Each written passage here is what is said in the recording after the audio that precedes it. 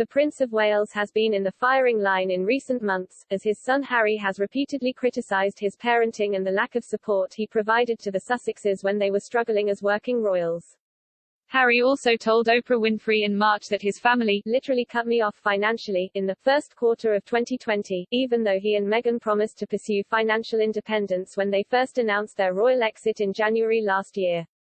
This criticism has raised eyebrows, especially as Charles's official accounts from last year prove he was still supporting the Sussexes after they left the firm in March.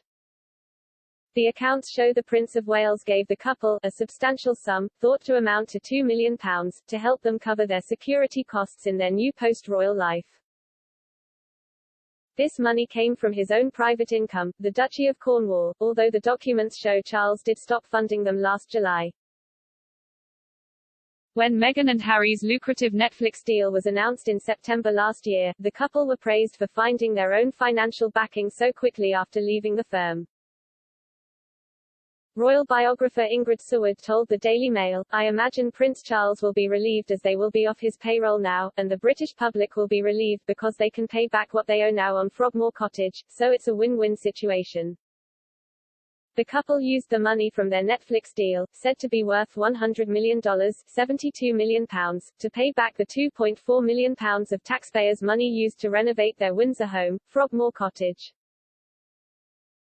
The Sussexes were said to pay a lump sum towards renting the property too, so they could continue to have a UK base.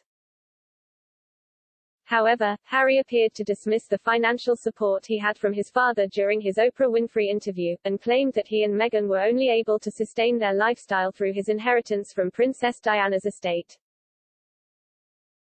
He told Oprah, "I've got what my mum left me, and without that, we would not have been able to do this."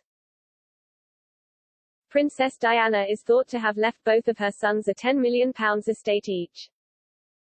However, Harry's claim that he was dependent on the late princess estate is surprising, considering he and Meghan chose to then purchase a $14.65 million £10 million mansion in Montecito with a $9.5 million £6.87 million mortgage months before their Netflix contract was a done deal. A source also told Vanity Fair, Charles was quite upset at the suggestions he had cut Harry off.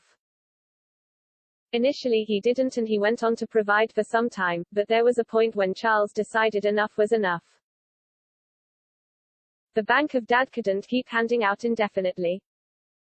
During the Channel 5's documentary, Charles and Harry, father and son divided, commentator Emily Andrews said, "We are told the reason that Charles stopped taking his calls is because Harry kept asking for more money. Charles is not someone who likes confrontation, so effectively he just stopped taking his calls. Charles does not have a mobile phone, so it is just literally phoning a switchboard and asking to be put through to wherever he is."